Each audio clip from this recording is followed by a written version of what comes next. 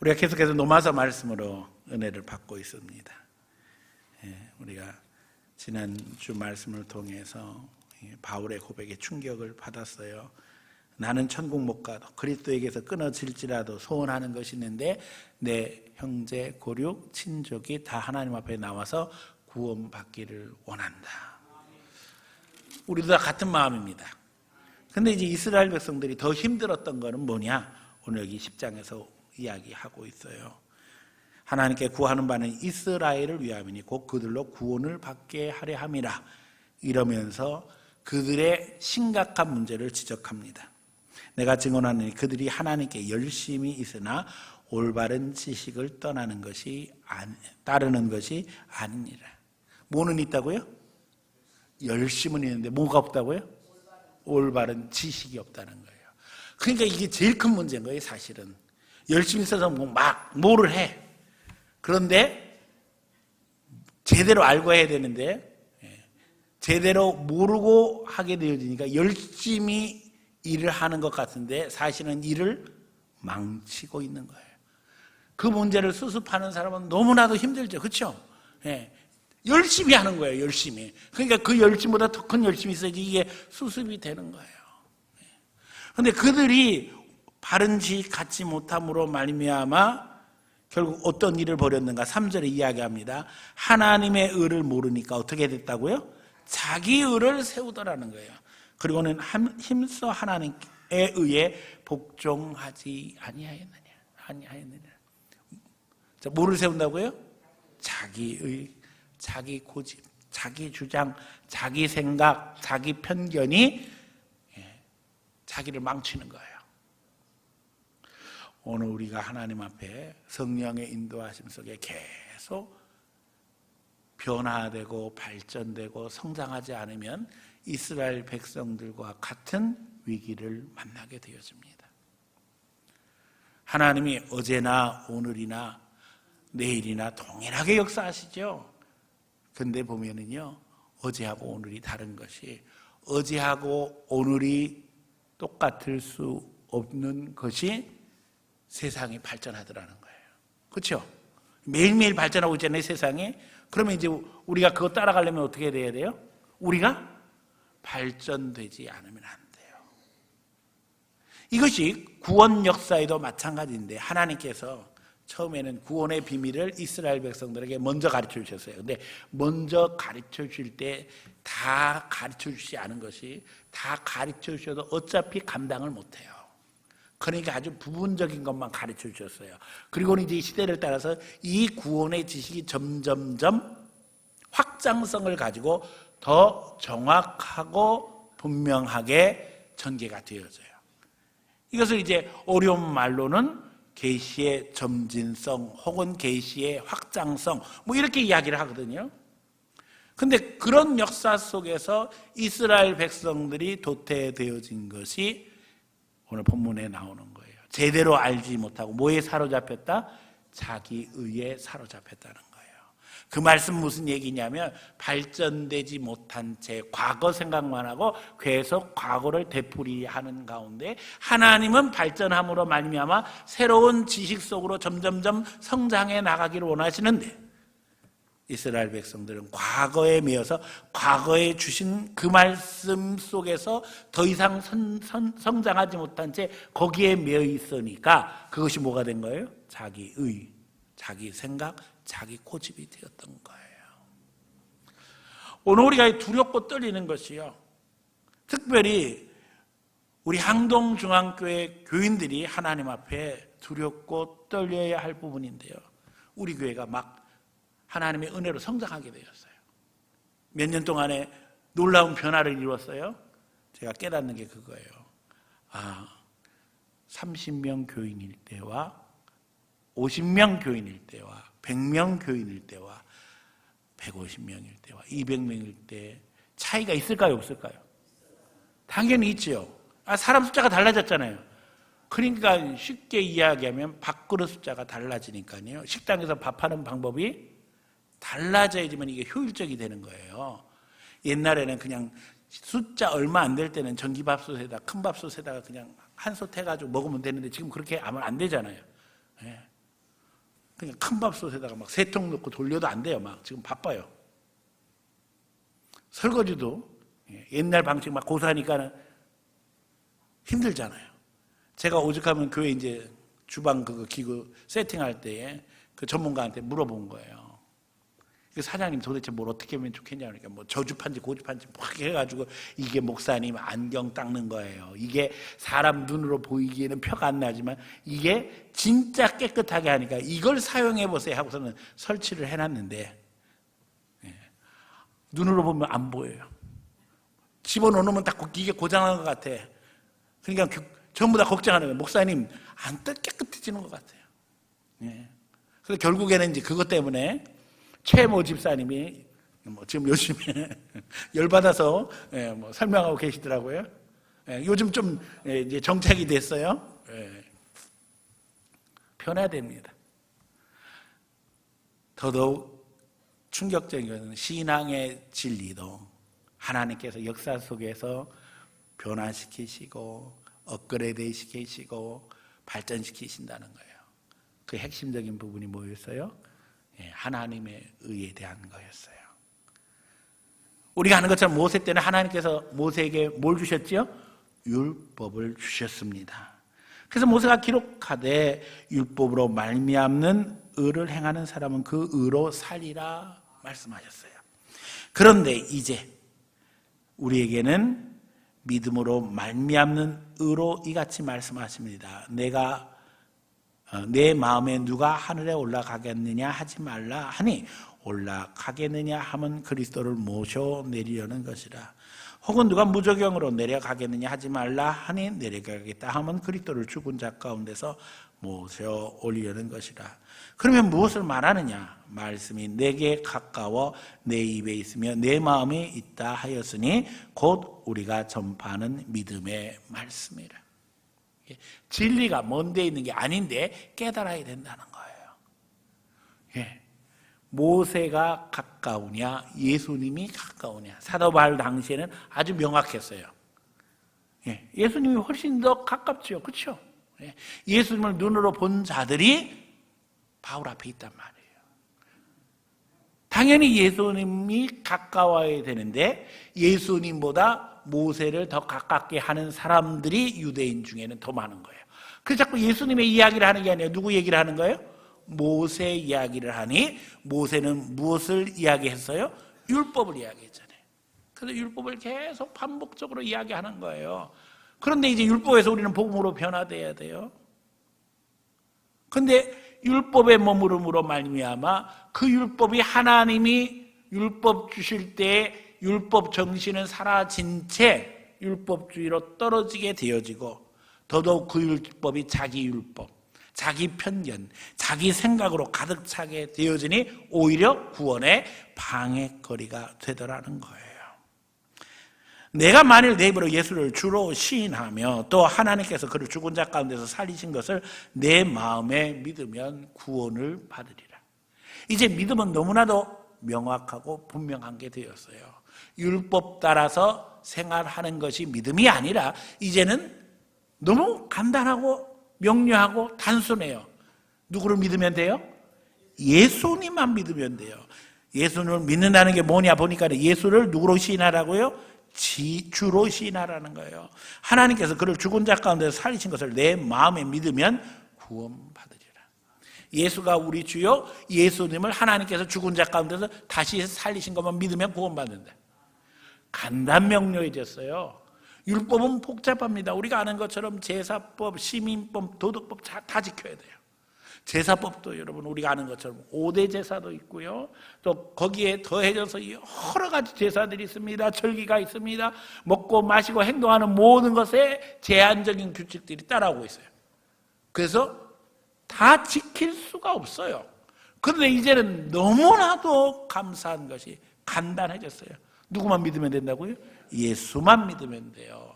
예수님을 믿는다는 것은 예수님을 누구로? 주로 고백하고 이제 예수님을 주로 고백해서 하나님이 우리 예수님 죽은 자 가운데서 다시 살리신 것 믿으면 구원받는다는 거예요. 그러면서 성경에 이르기를 누구든지 그를 믿는 자는 부끄러움을 당하지 아니하리라 하니 유대인이나 헬라인이나 차별이 없음이라. 한 분이신 주를 모든 사람의 주가 되사 그를 부르는 모든 사람에게 부요하시도다. 이제 하나님이 부유하신 하나님으로 우리에게 오셔서 차별 없이 모든 사람들에게 구원의 은혜를 베푸시게 됐다는 거예요. 그래서 우리도 유대인이 아니지만 이방인이지만 구원의 은혜를 함께 누리게 되었어요. 우리가 유대인들에게 적용했던 방식대로 신앙생활을 한다면 지금 우리의 삶은 아마 생각할 수 없을 정도로 달라져야 될 것 같아요. 이스라엘에 가서 가장 충격적인 것 중에 하나가 여러분 다 들어보셨겠지만은 안식일 엘리베이터가 있어요. 이제 율법에는 몇 메타 이상 걸으면 안 돼요. 근데 엘리베이터는 여러분들이 아는 것처럼 한 번 올라가면 그냥 3m입니다. 그렇죠? 그럼 10층 올라가면 몇 메타예요? 30m예요. 예. 그러니까 제한이 따르잖아요.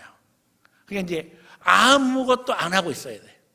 율법에 근거하면 엘리베이터를 타고 10층을 내려간다고 해도 발걸음 떼고 아무것도 안 하고 가만히 있고 발걸음 떼서 나가는 것만 하면 괜찮아요. 근데 거기서 자꾸 이거 눌러대면 내가 원하는 층수로 가잖아요. 그럼 이제 그때부터 율법이 작용되는 거예요. 왜 그렇게 적용하는지 모르겠어요. 그래서 이 안식일 엘리베이터는 뭐냐면요, 매 층마다 그냥 서요. 안 눌러도 서요. 그냥 자동으로 서요.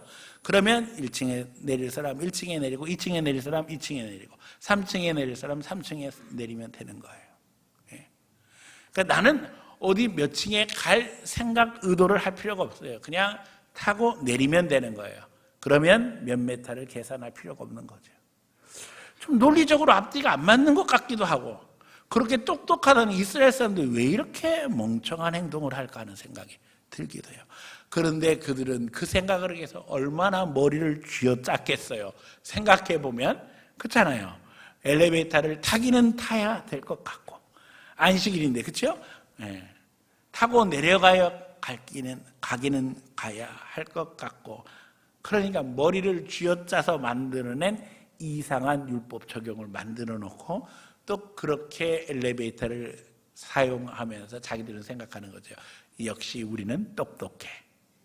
하나님의 백성이야. 우린 그렇게 안 살아도 된다는 얘기입니다. 우리는 하나님의 은혜 가운데 사는 거예요. 그래서 오늘 본문은 이야기하는 겁니다. 이제 하나님의 백성으로 하나님의 자녀가 되었음을 기뻐하며 믿음으로 살아가자. 그래서 13절에서 이렇게 이야기합니다. 누구든지 주의 이름을 부르는 자는 구원을 받으리라. 그러면서 주의 이름을 부른다는 것이 무슨 뜻인지 다시 한번 설명하고 있어요. 그런즉 그들이 믿지 아니하는 일을 어찌 부르리요? 듣지 못한 일을 어찌 믿으리요? 전파하는 자가 없이 어찌 들으리요? 보내심을 받지 아니하였으면 어찌 전파하리요? 기록된 바 아름답도다 좋은 소식을 전하는 자들의 발이여 함과 같도다. 자, 하나님을 부르는 것, 주의 이름을 부르는 것은 깊은 의미를 담고 있다는 거예요. 부를 때 그냥 부르는 거 아니에요. 누군지 알아야지만 부를 수 있다는 거예요.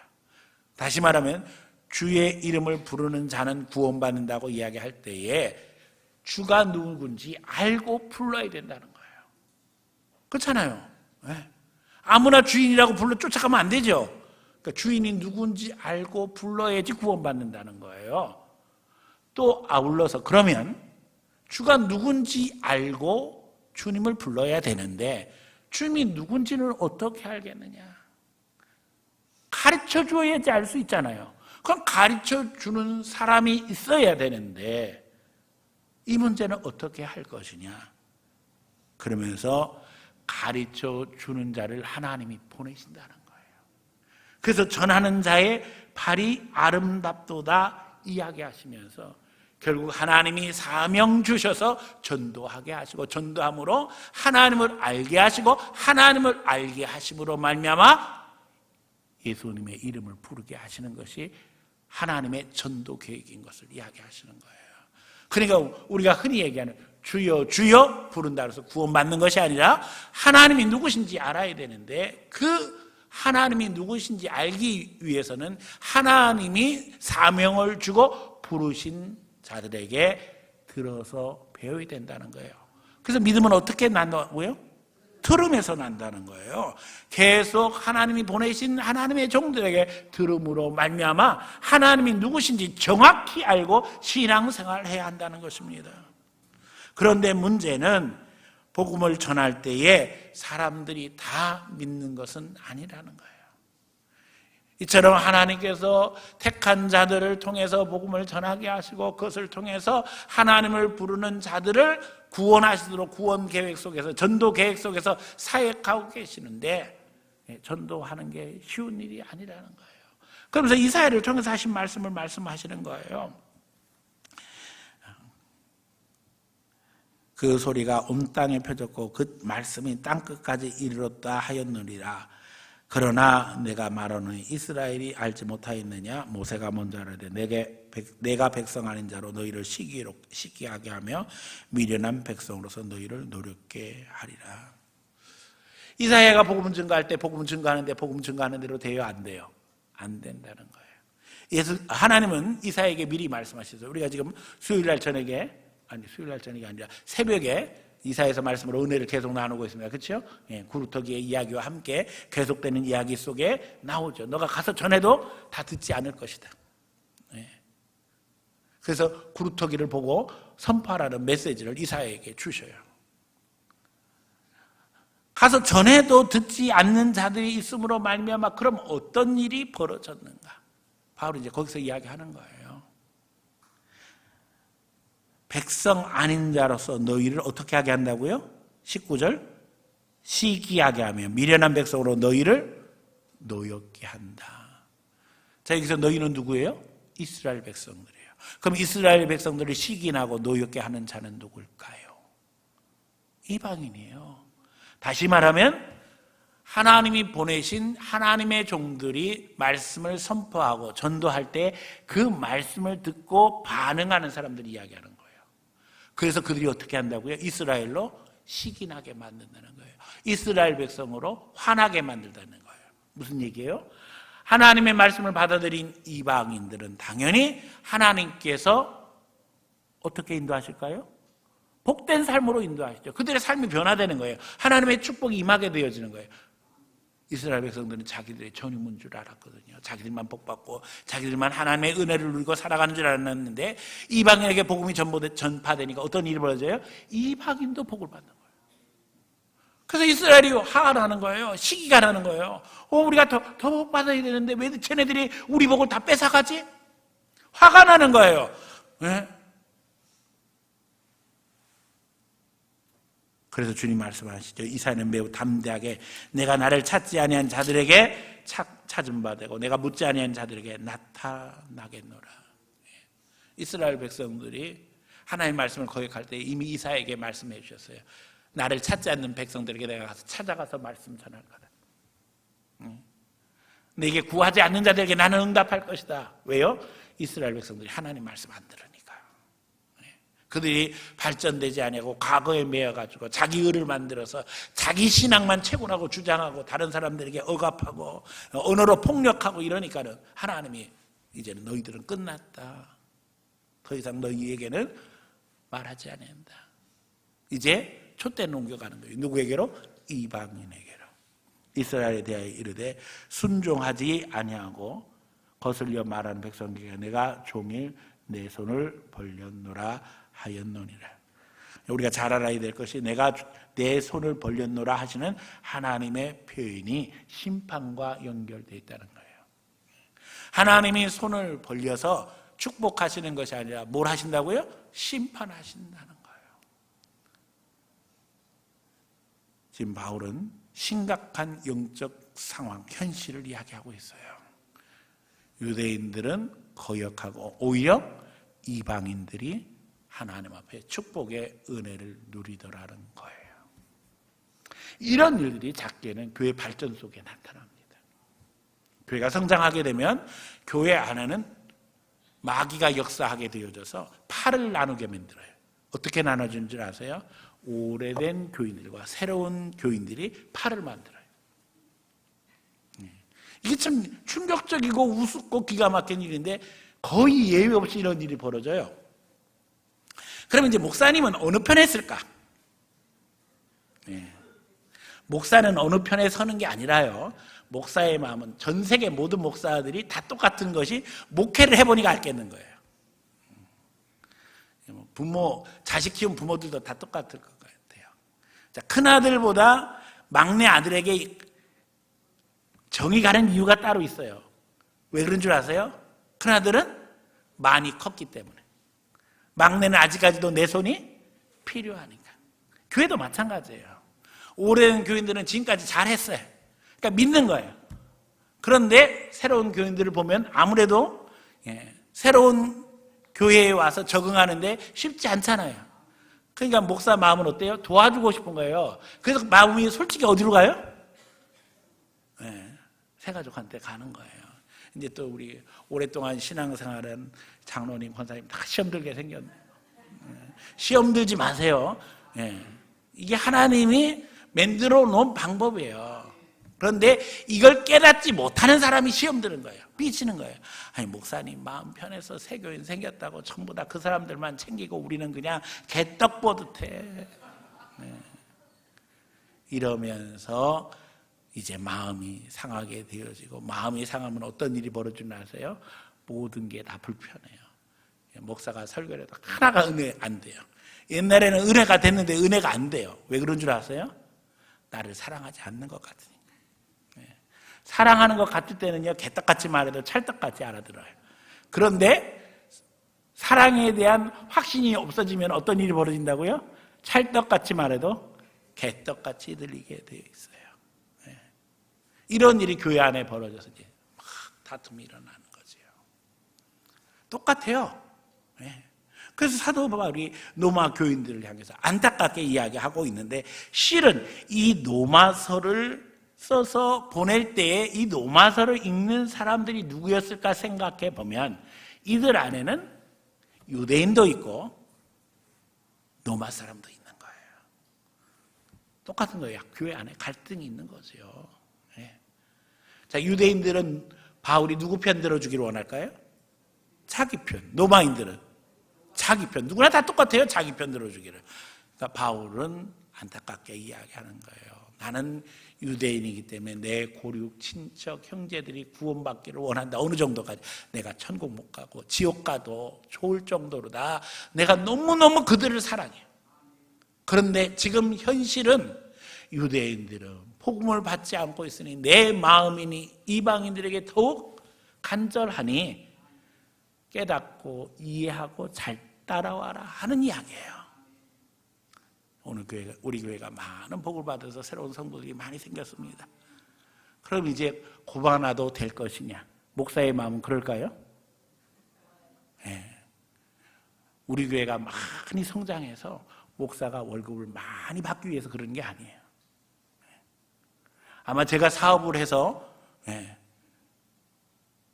성공을 했더라면 훨씬 더 물질을 많이 받았을 거예요. 그렇죠?